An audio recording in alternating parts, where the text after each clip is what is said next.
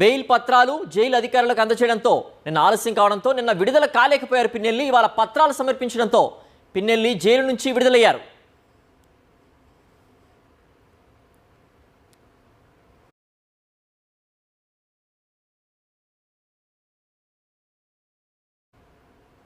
Nellore jail వద్ద మాజీ మంత్రి కాకాని గోవర్ధన్ రెడ్డి మాట్లాడుతున్నారు. ఇప్పుడు లైవ్ చూద్దాం. రేపు జరిగేటువంటి దానిలో ఎప్పుడు నీకు సంబంధించినటువంటిది ఎప్పుడు నీకు అధికారం శాశ్వతం కాదు. 2014లో 106 సీట్లతో గెలిచినటువంటి నువ్వు 2019కి వచ్చేటప్పటికి 23 సీట్లకు పరిమితమయ్యావు. బహుశా ఈరోజు సంఖ్యలు గుద్దుకుంటున్నావు, నేను 164 సీట్లు గెలిచాను, నాకు ఎదురులేదని. ఈ రోజు నీకు లేకపోవచ్చు. కానీ భవిష్యత్తులో జరిగేటువంటి పరిణామాలకి నువ్వు ఎటువంటి పరిచయం చేసావు, ఎటువంటి ప్రభుత్వాన్ని ఎటువంటి పాలనని పరిచయం చేసావు అనేటువంటిది ఈరోజు అర్థమవుతుంది. కాబట్టి అటువంటి విధ్వంస పాలనకి ఈరోజు నాంది పలికి దాన్ని ఈరోజు సృష్టించినటువంటి నీకు భవిష్యత్తులో భారీ మూల్యం చెల్లించుకోక తప్పదు. కాబట్టి అధికారులు కూడా మేము కోరుకునేది, మీరు చంద్రబాబు నాయుడు చెప్పిందల్లా విని, చంద్రబాబు నాయుడు వల్ల చెప్పి రేపు బలి పశువులు కాకండి అని చెప్పి అధికారులకు మేము ఈరోజు తెలియజేస్తున్నాం. అధికారులు అప్రమత్తంగా వ్యవహరించి న్యాయబద్ధంగా చట్టబద్ధంగా చేయాల్సిందే తప్ప చంద్రబాబు నాయుడు చెప్పినట్టుగా చంద్రబాబు నాయుడు కూలీలుగా పనిచేసి, చంద్రబాబు నాయుడు దగ్గర జీతగాళ్ళుగా పనిచేసి, చంద్రబాబు నాయుడు చెప్పినవన్నీ అమలు చేసి, చంద్రబాబు నాయుడు చెప్పిన విధంగా వైఎస్ఆర్ కాంగ్రెస్ పార్టీ శ్రేణుల్ని, చంద్రబాబు వ్యతిరేకులను ఇబ్బంది పెట్టడానికి మీరు పూనుకుంటే భవిష్యత్తులో మీరు తిరిగి భారీ మూల్యం చెల్లించుకోవాల్సినటువంటి పరిస్థితి ఏర్పడుతుంది.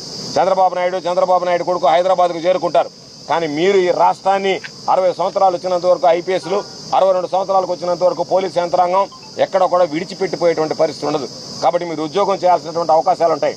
కాబట్టి ఒకసారి ఆలోచన చేసి, ఈరోజు మనకు ఉద్యోగ ధర్మం ముఖ్యం తప్ప చంద్రబాబు నాయుడు ఆదేశాలు కాదు, న్యాయంగా చట్ట ప్రకారం ఏ విధంగా నడుచుకోవాలనో ఆ విధంగా నడుచుకుంటే మంచిదనేటువంటిది ఆలోచన చేయండి తప్ప ఈరోజు అధికారం ఆయన చేతిలో ఉంది కదా, 5 సంవత్సరాలు ఆ అధికారం కోసం అర్హులు చేస్తే ఒకవేళ చాలా మంది అనుకుంటున్నారు మేమేముందిలే ఈ ప్రభుత్వ హయాంలో రిటైర్డ్ అయిపోతామని చెప్పి తప్పు చేసినటువంటి అధికారులు ఎవరైనా ఉంటే తప్పనిసరిగా మరలా ఈరోజు చెప్తున్నాం, మీరు రిటైర్డ్ అయిన తర్వాత కూడా ఈరోజు తప్పించుకోలేరు. కాబట్టి అధికారం ఎవరికి శాశ్వతం కాదు. ప్రజలు ఎవరికి తీర్పునిస్తే వాళ్ళ పీట మీద కూర్చుంటారు. కాబట్టి మేము కూర్చున్నాం కదా, మేమేదో నియంత్రణలాగా విర్రవేగుతాం, నియంత్రణలాగా పరిపాలిస్తామంటే భారీ మూల్యం చెల్లించుకోవాల్సినటువంటి పరిస్థితి ఏర్పడుతుంది. మరలా చెప్తున్నాం, వైఎస్ఆర్ కాంగ్రెస్ పార్టీ శ్రేణులు ప్రతి ఒక్కరూ, వైఎస్ఆర్ కాంగ్రెస్ పార్టీ కార్యకర్త దగ్గర నుంచి, నాయకుడి దగ్గర నుంచి, సానుభూతి పరుడి దగ్గర నుంచి జగనన్న కోసం ఈరోజు ప్రాణం ఇవ్వడానికి రాష్ట్ర ప్రజలు సిద్ధంగా ఉన్నారు. 100 రోజుల పరిపాలన గురించి ఆలోచన చేసి చంద్రబాబు నాయుడు చెప్పాడు, 100 రోజుల పరిపాలనలో నేను బ్రహ్మాండమైనటువంటి పరిపాలన అందిస్తాను, 100 రోజుల్లో మీరు చూడండి సహబాష్ చంద్రబాబు నాయుడు అనిపిస్తానని చెప్పినటువంటి చంద్రబాబు నాయుడు ప్రజలు చీకొట్టుకునేటువంటి విధంగా, చీచీ ఇటువంటి వాడికి ఎందుకు ఓట్లు వేసాం అనుకునేటువంటి విధంగా, ఇటువంటి ప్రభుత్వాన్ని ఎందుకు తెచ్చుకున్నాం అనేటువంటి విధంగా, ఇటువంటి పరిపాలన ఎందుకు తెచ్చుకున్నాం అనేటువంటి బాధపడేటువంటి విధంగా ఈరోజు చంద్రబాబు నాయుడు ప్రయత్నించడం జరుగుతుంది. కాబట్టి మరలా చెప్తున్నాం, కేసులకి, అరెస్టులకి, జైళ్ళకి భయపడేటువంటి వ్యక్తులం కాదు. నీ మీద నువ్వు చేసినటువంటి తప్పిదాలను ఎప్పటికప్పుడు ఎండగడతాం.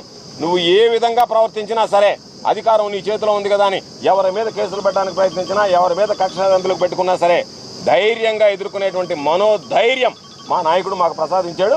కాబట్టి తప్పనిసరిగా రాబోయేటువంటి రోజుల్లో వైఎస్ఆర్ కాంగ్రెస్ పార్టీ శ్రేణులంతా నేను అనుకుంటున్నా, ఇదే కూడా కొనసాగితే, ప్రజలు రోడ్డు మీదకి రావడం మొదలు పెడితే బహుశా చంద్రబాబు నాయుడు పరిపాలన కూడా 5 సంవత్సరాల కాలం పాటు చేయడం కూడా ప్రశ్నార్థకంగా మారేటువంటి పరిస్థితి ఏర్పడుతుంది. అటువంటి పరిస్థితులు ఆంధ్ర రాష్ట్రంలో ఉత్పన్నమవుతున్నాయి. ఎన్నడూ లేనటువంటి శాంతి భద్రతల సమస్యలు తలెత్తున్నాయి. మీరు ఈ రోజు అనుకుంటున్నారు ఇక్కడ ఉన్నటువంటి పోలీస్ యంత్రాంగం చాలదు, నీ దగ్గర పనిచేసేటువంటి పోలీసులు సరిపారు, నీ దగ్గర పనిచేసేటువంటి అధికారులు చాలదు. ప్రజలు రోడ్డెక్కి కడుపు మండి దీన్ని వ్యతిరేకించడానికి పూనుకున్న రోజు భారీ మూల్యం చెల్లించుకోవాల్సినటువంటి పరిస్థితి ఏర్పడుతుంది. నువ్వే ఆ రోజు ఆలోచన చేయాల్సినటువంటి పరిస్థితి ఏర్పడుతుంది. పశ్చాత్తాపడాల్సినటువంటి పరిస్థితులు ఏర్పడతాయి. కాబట్టి వీటన్నిటిని గమనించి ఇటువంటి వాటికి స్వస్తి పలికితే మంచిది అని చెప్పి చంద్రబాబు నాయుడు గారికి హితవు చెప్తున్నాం.